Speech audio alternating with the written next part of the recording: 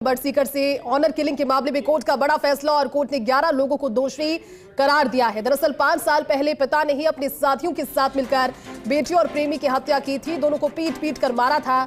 आरोपियों ने इन दोनों की हत्या कर दी थी, जिसके बाद 11 आरोपियों को दोषी करार देना अपने आप में एक बड़ी बात। और अब न्यायालय क्या सजा सुनाएगा, इस पर सभी की निगाहें बनी हुई है। फर्स्ट इंडिया सबसे पहले जानकारी आप तक साझा करेगा, क्योंकि दोनों लोगों की हत्या के प्रकरण में 11 लोगों को दोषी करार देने का यह पहला मामला अपने आप में है। और ऐसे में अपनी ही बेटी की हत्या करवाने वाले पिता और उसके साथियों को चलिए ज्यादा जानकारी देंगे हमारे साथ सहयोगी हुकुम सिंह इस समय लाइव जुड़े हैं। हुकुम, क्या अपडेट है इस मामले पर? और इस मामले में जो मुख्य जो फादर साहब थे लड़की की, उनको फांसी की सजा और अन्य आरोपियों को आजीवन कारावास की सजा हुई है। और हमारे साथ एक साहब हैं। सर बताइए। मैं गोपाल बिजारनी, अपर लॉ का अभियोजक, एडिशन नंबर 1 सीकर। आज जो FIR नंबर ऑनरी की 400/19 में मैंने हुआ है, उसमें टोटल 14 मुलजिम थे। उनमें से 3 को बरी किया गया तथा 11 को कन्विक्शन किया गया। उसमें जो मेन मुलजिम था रामगोपाल, जो लड़की का पिता था, उसको तो फांसी की सजा की गई है। शेष को आजीवन कारावास की सजा सुनाई गई। शेष को आजीवन कारावास की सजा मतलब किस बिहार पर की उनकी जो बैकग्राउंड है, उनकी क्राइम हिस्ट्री नहीं रही है, ये भी कहीं ना कहीं आजीवन। जी बिल्कुल। जो अन्य मुलजिमान हैं उनके खिलाफ पूर्व का कोई आपराधिक रिकॉर्ड पत्रावली पर नहीं था, इसलिए प्रोसिक्यूशन ने 70 जो गवाह थे वो पेश किए हैं। 270 दस्तावेजी साक्ष्य पेश किए हैं। और 16 आर्टिकल जिनमें खून आलूदा कपड़े हो सकते हैं, उनकी लाश हो सकती है, जो भी खून आलूदा कपड़े वगैरह जो थे वो हैं आर्टिकल 16। ये सारे बेवकूफ़ी साबित किए हैं और प्रोसिक्यूशन ने बड़ी अच्छे तरीके से अपनी पैरवी करके और फांसी का निर्णय जो किया है, वो आज के परिप्रेक्ष्य में एक प्रेरणादायी जजमेंट है। और जजमेंट भी हमारी अपेक्षा के अनुसार, जैसा हमें संभावना हमें थी कि हाँ ऐसा हो सकता है, बिल्कुल न्याय संगत फैसला हुआ। आपने पहले ही इस तरीके से लग भी रहा था कि कहीं ना कहीं जो मुख्य आरोपी है रामगोपाल, जो लड़की के फादर साहब जी, उनको फांसी सजा हो सकती है। जी उन्होंने अपने रिश्तेदारों को इन्वॉल्व कर लिया इस मामले में। ये रिश्तेदारों को किस तरह से इन्वॉल्व कर लिया, कौन कॉल बुलाया, क्या रहा उसमें? सर मैंने पहले भी श्रीमान जी को निवेदन किया था कि जो उसके घर के CCTV फुटेज जो थे रामगोपाल के, उस रामगोपाल के घर में उस लड़की को पीटते दिखाई दे रहा है। और CCTV फुटेज आरोपी जा रहे हैं जी आरोपी है, तमाम जो आरोपी हैं आप देख पा रहे हैं, जिनको आजीवन कारावास की सजा हुई है, वो आरोपी हैं। जी आगे कंटिन्यू। तो वो जो उसके घर का CCTV फुटेज रहा, वो बड़ा अहम रहा उसको फांसी तक पहुंचाने में, क्योंकि वो अपहरण स्थल से ले जाकर के अपने घर लेकर के गए और अपने घर ले जाकर के अपने ही कैमरों के सामने उस लड़की को टॉर्चर करना, मारपीट करना, वो बखूबी दिख रहा है। तो न्यायालय ने माना कि इससे बड़ा घिनौना अपराध हो नहीं सकता। और वो जो लड़की के साथ मारपीट हो रही है, वो भी अप्रोक्सीमेटली करीब 2-2.5 घंटे तक चलती है। 6 साढ़े 6 बजे शुरू होती है और 8 साढ़े 8 तक चलती है। मारपीट कंटिन्यू जो लड़की के फादर है रामगोपाल, जी लगातार मारपीट जी उस लड़की को बार बार टॉर्चर करते दिख रहे हैं जी। और बाकी जो अपहरण जहाँ से किया था, वहाँ पेट्रोल पंप पे CCTV फुटेज लगे हुए थे। तो इसमें सबसे अहम भूमिका जो मानी जाए, वो आज के इलेक्ट्रॉनिक मीडिया जो CCTV फुटेज थे वो हैं और गवाह हैं, और जो आर्टिकल फर्ज जब्तियाँ हैं वो हैं। और पुलिस ने भी इसमें जो तत्परता दिखाई और कड़ी से कड़ी जोड़ करके जो इन्वेस्टिगेशन पर चार्जशीट फाइल की, वो काबिल तारीफ। इतने लोगों को किस तरह इकट्ठे कर लिए? जो 2 ही लोग थे, जब मतलब एक युवक था जो प्रेमी था और एक युवती थी जी, इतने लोगों को इकट्ठा करने के पीछे क्या उद्देश्य था? पहले से प्लान मर्डर था या आकस्मिक इस मर्डर में देखा गया? नहीं, वो क्या था कि सर इस लड़की को ये जब घर में टॉर्चर कर रहे थे, तो लड़का आता है जी, तो लड़की सोचती है कि आज मेरे को जान से मारेंगे, तो लड़की उस लड़की के साथ भाग जाती है जी। तो ये सबको कहता है कि आज उसको खत्म करेंगे, और इस तरह से टेलीफोन करके सबको बुला लेता है, इकट्ठा कर लेता है और उसका पीछा करता है। पीछा करते हुए अलोदा से चल करके पलसाना आते पेट्रोल पे पकड़ देते हैं और फिर वापस ले जाके तगड़। अपहरण उस समय दोनों को ही किया? जी दोनों का। फिर उनको लेकर कहाँ आते हैं? अपने घर हाँ, और वहाँ मारपीट करके तगड़। उसमें लड़की और लड़कों दोनों से वही मारपीट होती है? जी। तो जो अन्य आरोपी हैं जिनको शेष को आजीवन कारावास की सजा हुआ है, उनका सिर्फ ये कि उनका इस तरह क्राइम रिपोर्ट नहीं था, ये एक बड़ा जी, ये उनको फायदा हुआ। और मुख्य जो अपराधी था ये फादर ही था जी। कहीं ना कहीं ये अभिभाषक संघ और अन्य वकीलों के लिए सीखने का रहा है। इस तरीके से पहली बार इस तरह राजस्थान में ऑनर किलिंग में एक साथ 11 लोग दोषी होना और फादर को फांसी की सजा होना। जी सर 20 शेखावटी में शायद सबसे पहला केस है। मैंने 20 साल में यहाँ पे फांसी नहीं देखी, 20 साल पहले हुई होगी जी। 20 साल का ये पहला फांसी का केस। तो देख सकते हैं जैसे हमारे साथ में गोपाल जी हैं, जो सरकारी वकील हैं, और इनका इस तरीके से इस मामले में पूरी तरह से उन्होंने प्रकाश डाला है कि कोर्ट ने जो तमाम एविडेंस थे, साथ साथ में जो मुख्य एविडेंस था, जो सीसीटीवी फुटेज था, वो बहुत मायने था और सीसीटीवी फुटेज के आधार पर इसमें तमाम जो अन्य आरोपी थे, फादर को अलावा छोड़कर उनको आजीवन कारावास और फादर हैं जो रामगोपाल नाम उनको फांसी की सजा। ये ऑनर किलिंग का कह सकते हैं बहुत बड़ा मामला है जो सजा के रूप में तब्दील हुआ है और ये तमाम जो वकील थे इस पूरी तरीके से मामले में नजर थे, किस तरह से ट्रायल रहा, किस तरह बहस। बिल्कुल बिल्कुल बिल्कुल हुकुम, एक बार हमारे दर्शकों को भी बता देते हैं, बड़ी खबर है क्योंकि जिन दोषियों के लिए सजा का इंतजार किया जा रहा था, सीकर से बड़ी खबर यह है कि जो मुख्य आरोपी है इस लड़की का पिता, जिसने अपने साथियों के साथ मिलकर इस ऑनर किलिंग की वारदात को अंजाम दिया, पिता को फांसी की सजा कोर्ट की ओर से सुनाई गई है और इसके अलावा जो दूसरे आरोपी हैं उन सभी को आजीवन कारावास की सजा सुनाई गई है। आजीवन कारावास बाकी दोषियों के लिए और उस पिता के लिए जिसने अपनी ही बेटी के साथ बेरहमी से मारपीट की और उसके हाथ तब भी नहीं कांपे जब वो मौत की सामने खड़ी थी, जब वो जिंदगी के लिए अपनी जंग लड़ रही थी। उस पिता ने अपनी झूठी आन बान शान के लिए अपनी बेटी को कुर्बान करना ज्यादा अच्छा समझा। अपनी बेटी की हत्या और उसके साथी की हत्या अपने दोस्तों के साथ, अपने 11 लोगों के साथ मिलकर की और 11 लोगों में दोषी करार देने के बाद सबसे बड़ी बात इसको लेकर के यही सामने आई, क्योंकि कई सालों के बाद अगर न्याय और जस्टिस को लेकर के इंतजार हुआ तो जस्टिस डिले भले ही हुआ है लेकिन डिनाय नहीं हुआ। आरोपी पिता को फांसी की सजा हुई है। बड़ी खबर आपको बता रहे हैं सीकर से, बाकी दोषियों को आजीवन कारावास। हुकुम हमारे साथ लगातार बने हुए हैं। हुकुम, इस तरह की खबरें हम सुना जब करते थे तो हमेशा दिमाग में एक ही चीज आती थी कि जो आरोपी है उनका क्या हश्र होता होगा, क्या वो कानूनी कार्रवाई से बच जाते हैं। लेकिन आज अदालत के फैसले ने यह तो कर दिया है साबित कि भले ही जस्टिस डिले हुआ, कई साल लगे, लेकिन जब पहुंचा तो कारगर तौर पर अब इस दोषी को, मुख्य आरोपी को जिसने अपनी बेटी की हत्या की, उसके लिए फांसी और दूसरों के लिए आजीवन कारावास। एक नजीर है ये फैसला अपने आप में। हुकुम नज़ीर ठीक करें आप देती जिस तरीके से प्रेमी प्रेमिका है और वो अपने रिलेशन को आगे बढ़ाना चाहते हैं और बहुत बार इस तरह की प्राइस सहमति होती है, लेकिन जिस तरह पिछले दिनों हम लोगों ने सुना हरियाणा में ऑनर किलिंग के मामले, राजस्थान में इस तरह ऑनर किलिंग का ये कह सकते हैं पहला मामला नहीं है, लेकिन बहुत इस तरह वो पहला मामला जिसमें एक साथ में 11 लोगों को सजा होती है। हमारे साथ लगातार वकील साहब जुड़े हुए हैं। इसमें टोटल 14 लोग थे जिनको आप लोग आरोपी थे जी, उनमें 3 लोग बरी हो गए जी। तो वकील साहब ये नज़ीर के रूप में है तमाम वकीलों के लिए, आप लोगों के लिए सीखने के लिए रहा जिस तरीके से आप लोगों ने इन लोगों ने आप लोग पैरवी की थी इस मामले को लेकर। ये सर एक सामाजिक ऑफेंस था जी, और सामाजिक ऑफेंस इसलिए था कि वो लड़का शादीशुदा था जी, जो मृतक था शादीशुदा था, तो इस प्रकार की सारी जो परिस्थितियाँ थी सामाजिक ऑफेंस था। और लड़की अविवाहित थी, लड़की अविवाहित थी सर जी। तो सामाजिक रूप से भी कहीं ना कहीं अस्वीकार नहीं हो तो सामाजिक रूप से बैठकर इन चीज़ों का कहीं ना कहीं अलगाव किया जा सकता है कि ऐसी घटना ही नहीं होनी चाहिए। सर समाज को आज के परिप्रेक्ष्य में थोड़ा सा ये देखना पड़ेगा कि इस प्रकार के ऑफेंस जो हैं उन पर कहीं ना कहीं अपने को लगाम लगानी पड़ेगी, क्योंकि आए दिन हौसले बुलंद हो रहे हैं अपराधियों के और अपराध बढ़ते जा रहे हैं, इसलिए कोर्ट ने जो किया है वो न्यायसंगत किया है। सामाजिक सुधार हो सकता है जिस तरीके से एक नई बात के रूप में ये कि लड़का शादीशुदा था, लेकिन इस तरीके से उनको हत्या करना ये कानून अपराध है और उस अपराध के अंतर्गत ये तमाम मामला इस सजा के रूप में हुआ है। और आने वाले दिनों में अगर इस तरह की कोई मामला हो तो सामाजिक रूप से बैठकर इन पर सुधार किया जा सकता है, लेकिन इस तरह कानून को अपने हाथ में लेना और जिस तरीके से सीसीटीवी वीडियो लगातार कितने आवर्स मारपीट करते गए, वो काफ़ी लंबे वीडियोज़ हैं जी जी। वो अपने घर में उस लड़की को करीब 2 घंटे तक कंटिन्यू टॉर्चर कर रहे हैं। अपने पास वाले प्लॉट से आते हैं, मारपीट करते हैं, फिर चले जाते हैं, फिर उसके हाथ पैर मारते हैं, कभी केबल से मारते हैं, वो बिल्कुल दिखाई दे रहे हैं। कभी लड़की के दादा आते हैं, वो उसको बचाव करते हैं, फिर थोड़ी देर बाद पिताजी आते हैं, फिर मारपीट करते हैं। तो कहीं ना कहीं कोर्ट का जो था कि ये जो अपराध है वो एक अलग तरह का अपराध है, जिसको अपन कह सकते हैं कि अपवाद था, ऐसे संगीन अपराध, और वो भी इतनी देर तक।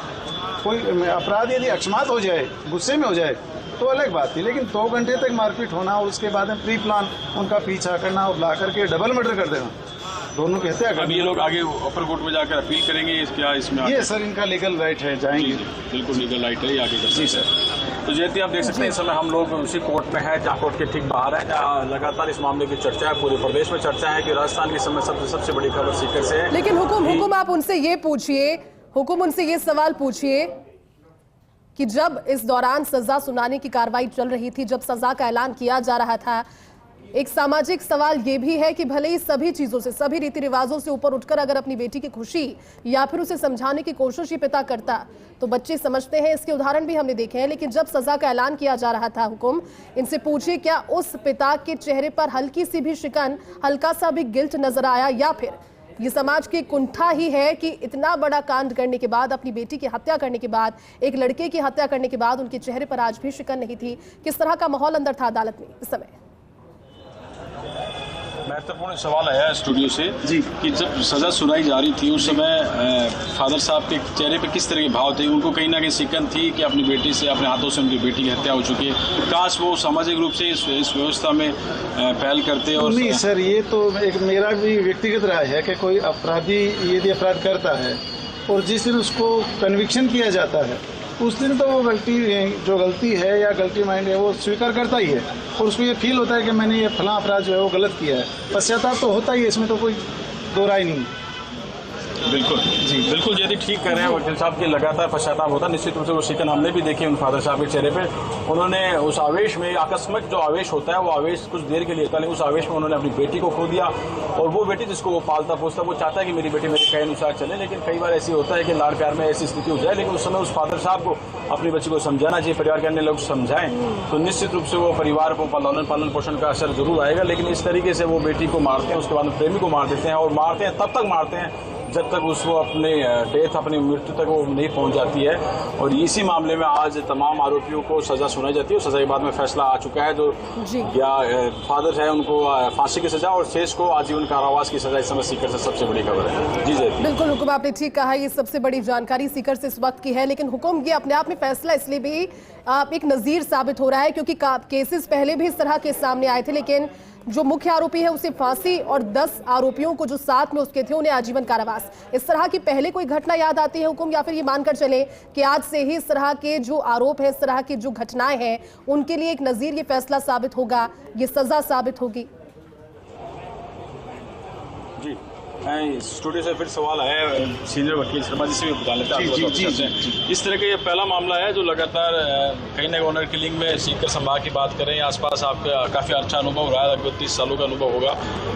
जो ऑनर किलिंग में फांसी सजा और 6 आरोपियों का आजीवन कारावास।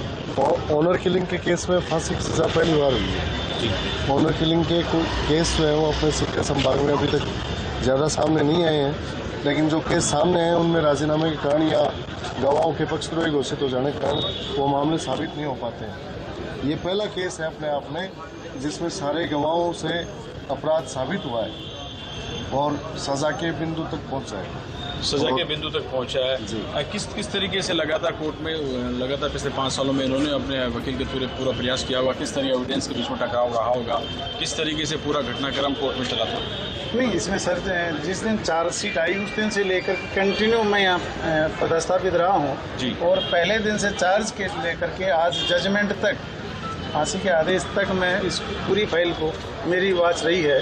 और इसमें सबसे बड़ा मैं एक छोटी सी बात कहना चाहूँगा कि जो हमारे यहाँ आईओज थे, मैं उनको भी कहीं ना कहीं धन्यवाद देना चाहूँगा। एडिशनल एसपी थे देवेंद्र जी शर्मा और वो थे राजेश आर्य, तमाम जो पुलिस के अधिकारी इस केस में थे उन्होंने बखूबी कड़ी से कड़ी जोड़कर और कड़ी मेहनत करके इसके बाद में प्रोसिक्यूशन ने अपनी अच्छी भूमिका निभाई और आज हम ये रिजल्ट ले पाए हैं कि 20 साल या 20 साल बाद कोई सीकर को फांसी तक पहुंचा पाए हैं किसी अपराधी को, बहुत बढ़िया। इसमें पुलिस का भी बड़ा अच्छा रोल बता रहा है, जैसे वकील साहब बता रहे हैं कि जो पुलिस के तमाम अधिकारी सतत प्रक्रिया, लेकिन उन्होंने अपनी जिम्मेदारी समझी। पुराने केसों में इस मामले में लगातार उस जो जांच अधिकारी है वो लगातार इस मामले में आगे तक कड़ी पहुंचा है कि जो आरोपी है उनको सजा मिले। उसमें तो पुलिस की बड़ी भूमिका रही, जैसे वकील साहब कह रहे हैं। साथ में इन्होंने एक अच्छी बात कही है कि जो अधिकारी वो अपना रोल बखूबी निभाते हैं, तो इनको भी बड़ा आसानी करती के मामले में दोषियों को सजा दिलाने तक। और इसमें एक चीज़ और मेरे भी सवाल जहन में आ रहा है कि जो इतने लोगों को बुलाना, यानी कहीं ना कहीं आप अगर गलत काम कर रहे हैं, मैं आपकी कॉल पे आता हूं तो निश्चित रूप से मैं भी गलत हूं, तभी भी लोगों को ध्यान रखना चाहिए कि गलत काम होता है तो अगर व्यक्ति अपने पक्ष का ही हो, लेकिन विरोध जताना चाहिए। आप बिल्कुल ठीक कह रहे हैं कि अपन कहीं किसी और जा रहे हैं जाने अनजाने में, तो अपने को जरूर तय कर लेना चाहिए कि जहां अपन जा रहे हैं कोई इस प्रकार का अपराध अगर अपने को नजर आता है तो अपने को उससे बचना चाहिए। ये इस मामले में एक और नतीजे की जो संख्या है जो आरोपियों की वो बहुत बड़ी संख्या है। उनका रोल ये था कि ऑन कॉल पे उनके कुछ फ्रेंड भी हैं, रामगोपाल के जो फादर हैं लड़की के, ऑन कॉल पर पहुंच जाते हैं। उसके अलावा रिश्तेदार है, वो भी एक बच्चा था शायद, वो वहाँ पढ़ाई कर रहा था, देन वो भी इस मामले में आरोपी बन चुका है। तो आप समझ सकते हैं कितने परिवार प्रभावित हैं। कहीं ना कहीं 11 अलग अलग परिवार है, 11 परिवार प्रभावित हुए हैं। और इसमें एक मामला और, 3 जो दोषी जो बेगुनाह साबित, उनके क्या कैसे कारण रहे, जो 3 अन्य लोग थे, 14 थे टोटल, 14 आरोपी। जी, मैं बताना चाहूँगा उनमें से जो महेंद्र गुजर वगैरह जो थे वो तो महज केवल 201 का मुलजिम था। ओके, कि साहब उसकी पेट्रोल पंप पे उनकी तो मोबाइल से सिर्फ कनेक्टिविटी थी, इसलिए न्यायालय ने माना होगा कि एविडेंस कमजोर थी। बाकी वो 201 का रामगोपाल जी को फांसी है और शेष जो आरोपी हैं उनके क्या क्या नाम, आपको नाम ही याद सबके? उनको सर सबको आजीवन कारावास से सारे को छोड़कर सबको महादेव महेंद्र चौधरी है, महादेव है, संदीप गुर्जर है, बीरबल डाका है, नंदलाल है, मदनलाल है, सोनलाल है, बाबूलाल है और परशाराम है, छोटू राम को बरी कर दिया गया है, महेंद्र गुर्जर को बरी कर दिया गया है, महेंद्र चोपड़ा को बरी कर दिया है और उसको लड़की का जो पिता है रामगोपाल उसको मृत्युदंड फांसी की सजा सुना दी गई है। लोगों और सब लोगों को 1 लाख का अर्थदंड भी लगाया गया है। 1 लाख का अर्थदंड, जी तो बिल्कुल 1 लाख का अर्थदंड है और साथ में जो रामगोपाल है उनको फांसी और शेष आरोपी जिनके नाम वकील साहब ने बताया, तमाम आरोपियों का आजीवन कारावास। जी लेकिन हुकुम ये एक चीज समझाइए, क्योंकि 2019 का ये वाकया और लगातार अब जाकर के इस मामले में सजा का ऐलान हुआ है, फैसला अब जाकर के हुआ है, लेकिन इन 5 सालों में सभी गवाह जो लगातार पहुंच रहे थे, पुलिस की भूमिका जिन्होंने एक मजबूत चार्जशीट बनाकर पेश की, सारा अभियोजन पक्ष जो इस मामले में लगातार जुटा हुआ था, क्योंकि अमूमन हम देखते हैं हुकुम जब इस तरह के मामले होते हैं जो पीड़ित परिवार होता है उसकी ओर से लगातार कोशिश की जाती है, लेकिन यहाँ पर जो लड़की पीड़ित थी जिसकी हत्या हुई उसका खुद का परिवार ही संलिप्त था। गवाहों के, चार्जशीट के, पुलिस के और सभी के योगदान की बदौलत आज ये दिन संभव हो पाया है। हुकुम फांसी का ऐलान और आजीवन कारावास की सजा का ऐलान 5 साल के बाद ये इंतजार खत्म हुआ।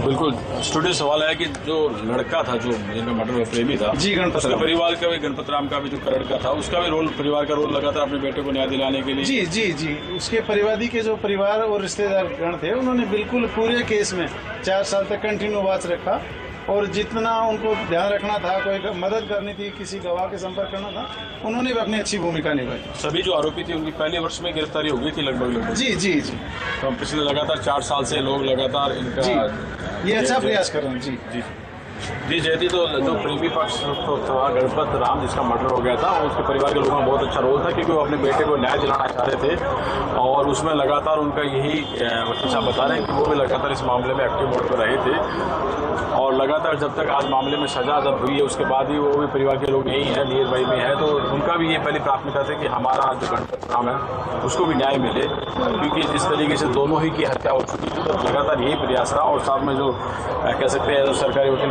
को साहब है जिनका लगातार इस मामले में पिछले 5 साल से इस मामले की पैरवी है, पहले वर्ष में तमाम आरोपी गिरफ्तारी हो जाती है, तो पुलिस का जो लगातार एक्टिव मोड पर पुलिस रही है वो अप्रिशिएट विशेष रूप से सीकर पुलिस। आपने ठीक कहा हुकुम, क्योंकि इस तरह के मामलों में सबसे ज्यादा सक्रियता पुलिस की नजर आती है जिन्होंने सभी की गिरफ्तारी की और ये मेक श्योर किया कि सभी आरोपी सलाखों के पीछे हो। लेकिन हुकुम एक अंतिम सवाल इस मामले पर, और क्योंकि सजा का ऐलान हो गया है, सजाए मौत का ऐलान हुआ है जो पिता है उसके लिए, लेकिन सजा के ऐलान से लेकर सजा होने तक का जो सफर है कई बार ये बहुत डिले हो जाता है और कई मौकों पर इतने सारे विकल्प इनके पास में होते हैं कि दोष करने के बाद, आरोप करने के बाद भी विकल्पों की वजह से बच निकलने का एक कारण, एक चांस होता है। क्या मानकर चले कि जो अभियोजन पक्ष इतनी मजबूत पैरवी कर रहा था इस पूरे प्रकरण में, अब सजा ऐलान से लेकर सजा होने तक लगातार कोशिशें उनकी ओर से क्या और हो सकती है, और विकल्प अगर देखा जाए हुकुम तो विकल्प का भी जरा एक बार पूछ लीजिए कि क्या हो सकते हैं। और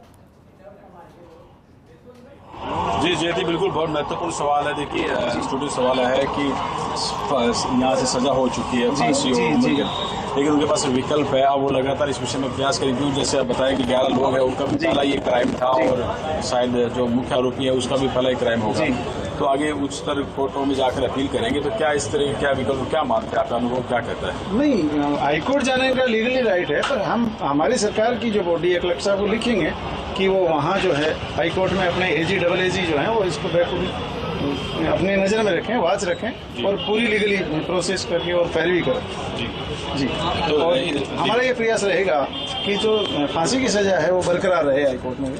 आप लोगों का प्रयास, लेकिन जैसे इनका बैकग्राउंड इस तरीके से नहीं रहा तो कहीं ना कहीं ये बिंदु इनके आगे भी कहीं ना कहीं ये सर वो तो हाईकोर्ट का है। निपुट जी जी। तो अपर कोर्टों में निश्चित रूप से जाएंगे, रहती है हाई कोर्ट से लेकर आगे भी ये मामला आगे बढ़ेगा। आने वाले दिन लगातार इस मामले पर सबकी नजर रहेगी, क्योंकि इनको अधिकार है इस फैसले के खिलाफ जाकर अपील करने का, और आने वाले दिन क्या होगा। लेकिन फिलहाल ये है कि अपर सत्र न्यायाधीश प्रथम कस्टम में और ये फैसला आ चुका है, जिसमें मुख्य आरोपी था उनको फांसी की सजा है। इस लव एंगल के देख सकते, लव एंगल में जिसमें प्रेमी प्रेमिका दोनों की हत्या कर दी, अपनी बेटी की ऑनर किलिंग को जुड़ा हुआ मामला है। और जो 6 आरोपी थे उनको आजीवन कारावास की सजा, 10 आरोपी है जिनको आजीवन कारावास की सजा दोषी मानते हुए, और जो मुख्य था जो उनके फादर थे रामगोपाल, उनको फांसी की सजा यहाँ पर सुनाई जा चुकी है। और इस समय यही राजस्थान की सबसे बड़ी खबर है। जी जी, आपने ठीक कहा हुकुम, क्योंकि इस तरह की खबरों की और इस तरह की घटनाओं की राजस्थान में जरूरत नहीं है, इनफैक्ट कहीं पर भी नहीं है। लेकिन राजस्थान से जब हॉनर किलिंग करें या फिर इसे हॉरर किलिंग करें, इस तरह के मामले सामने आते हैं तो दिल दुखता है। लेकिन हुकुम,